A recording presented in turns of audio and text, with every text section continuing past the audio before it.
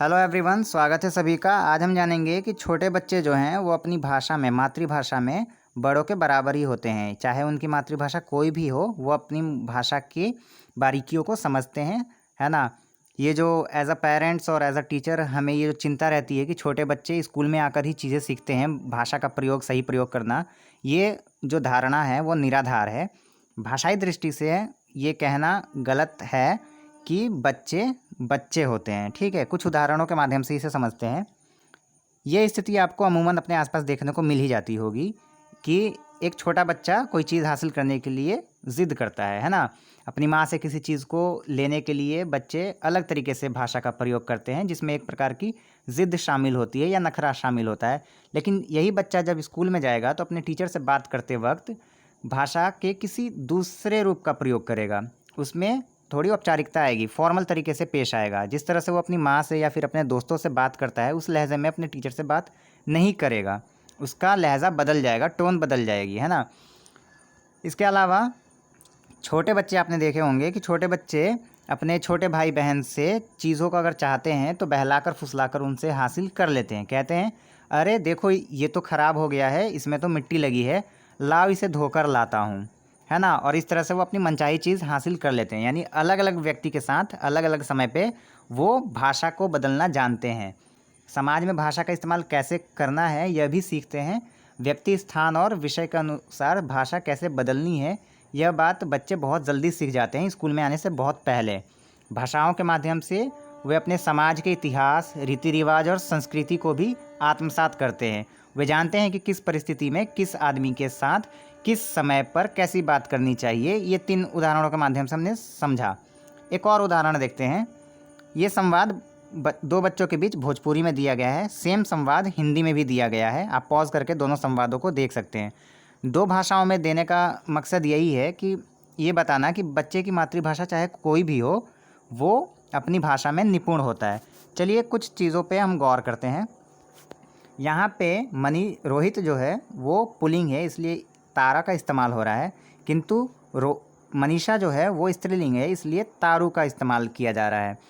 यानी कि ये संकेत दे रहा है कि बच्चे जो हैं लिंग के प्रति सचेत होते हैं और लिंग के अनुसार क्रिया का सही प्रयोग करना जानते हैं। इसके अलावा वे काल के प्रति भी सचेत होते हैं। जैसे कीने, यानी कि खरीदने से यहाँ पे तात्पर्य है, यानी कि ये भविष्य की बात हो रही है। लेकिन किनले जो है वो कहाँ से खरीदा था, यहाँ पे भूतकाल की बात हो रही है। यानी हम देख रहे हैं कि वो काल के प्रति भी सचेत हैं। इसके अलावा वे अलग अलग सर्वनामों का प्रयोग करना भी जानते हैं। जैसे तू, ताहारा, सभे, जवन, हमारा और कुल, यानी कि सर्वनाम का प्रयोग करना अच्छा खासा वो जानते हैं। इसके अलावा वे गाढ़े काले रंग को बताने के लिए कर या कुछ कुछ, ये जो विशेषण है, इस विशेषण का इस्तेमाल करना जानते हैं। भोजपुरी में ऐसे बहुत से शब्द हैं जो गाढ़े रंग को बताने के लिए प्रयोग किया जाता है। जैसे करिया कुछ कुछ, कच कच हरियर, दग दग पियर, इस टाइप के, है ना। यानी विशेषण का प्रयोग करना भी वो जानते हैं। इसके अलावा हम जब भी किसी बड़े से बात करते हैं तो अक्सर हम बहुवचन का इस्तेमाल करते हैं। जैसे आप क्या कर रहे हैं, आप कहाँ जा रहे हैं। उसी तरह मनीषा के भाई ने, बड़े भाई ने थैला भेजा है, तो इसलिए वो कह रही है भेजले रहलन। अगर छोटे भाई ने ये थैला भेजा होता तो कहती भेजले रहे। अगर और अधिक सम्मानजनक स्थिति होती या कोई और बड़ा व्यक्ति होता तो कहती भेजले रहनी। ठीक, यानी हम ये देख रहे हैं कि छोटे बच्चे जो हैं अपनी भाषा में निपुण होते हैं। इसके अलावा ये जो हिंदी में संवाद देख रहे हैं, इस उदाहरण में भी बच्चे जो हैं, बच्चों की भाषाई क्षमता दिखाई देती है। बच्चे वचन और लिंग के अनुसार वाक्यों का प्रयोग करने की काबिलियत रखते हैं। जैसे यहाँ पे रहे हो, रही हो, ये लिंग और वचन के अनुसार बदल सकते हैं।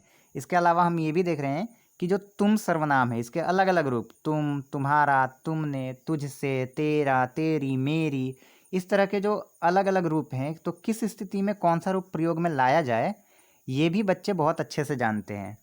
ठीक, एक और उदाहरण देखते हैं। ये जो सबक, इसका और बस्ता और बस में जो स की ध्वनि आ रही है, वो चारों केसेस में अलग अलग आ रही है। जो सबक में स की ध्वनि आ रही है वो स्वर सहित है, यानी कि स के साथ हम अ की ध्वनि भी बोल रहे हैं और लिख भी रहे हैं पूरा स, है ना।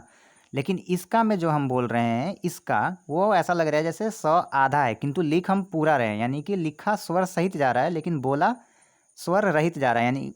यानी कि उसमें उस स में, इसका में स में अ की आवाज़ नहीं आ रही, इसका लग रहा है इसको हम स्किप कर दे रहे हैं अ को, है ना। लेकिन बस्ता में देखिए, बस्ता में स जो आधा लिख रहे हैं, यानी कि हम स्वर रहित लिख रहे हैं और बोल भी स्वर रहित रहे हैं। बस्ता अ की ध्वनि यहाँ पे भी नहीं आ रही, किंतु बस में हम स पूरा लिख रहे हैं, यानी कि स्वर सहित लिख रहे हैं, किंतु अ की ध्वनि गायब हो जा रही है, लोप हो जा रहा है स्वर का, यानी ये जो अंत्यलोप की स्थिति कहते हैं इसको।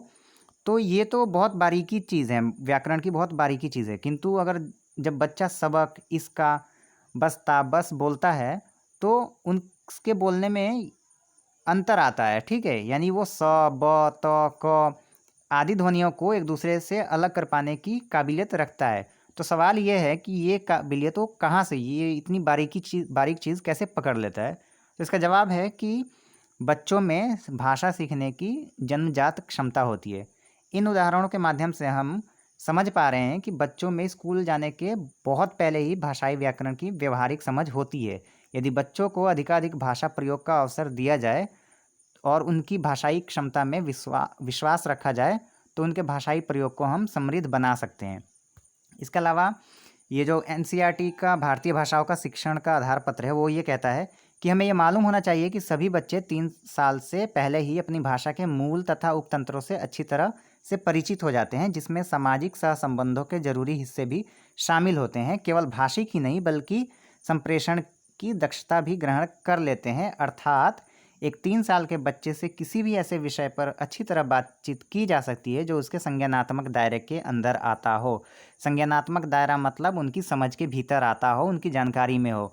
यानी आप उनसे इस बात पे, इस मसले पे बात नहीं कर सकते हैं कि बताओ बच्चों नेल्सन मंडेला कौन थे, या सूर्य ग्रहण कैसे लगता है, या गुरुत्वाकर्षण क्या है। यानी उनकी जो समझ में बातें हैं उन्हीं पर हम अच्छे से उनसे बात कर सकते हैं। आई होप ये बातें क्लियर हुई होंगी। यानी कि एक भाषा शिक्षक होने के नाते हमारी यही भूमिका है कि हम बच्चों को बोलने, अपनी बात कहने और उनको अभिव्यक्त करने के अवसर उपलब्ध कराएं और बच्चों की मातृभाषा को कक्षा में सम्मान दें। और लक्ष्य भाषा, यानी कि जो भाषा हम सिखा रहे हैं, जो टारगेटेड लैंग्वेज हो, चाहे वो पंजाबी हो, हिंदी हो, इंग्लिश हो, उर्दू हो, उसका हम एक समृद्ध वातावरण हम उपलब्ध कराएं, एक रिच इन्वायरमेंट हम उसे प्रोवाइड कराएं। ठीक, आज के लिए बस इतना ही।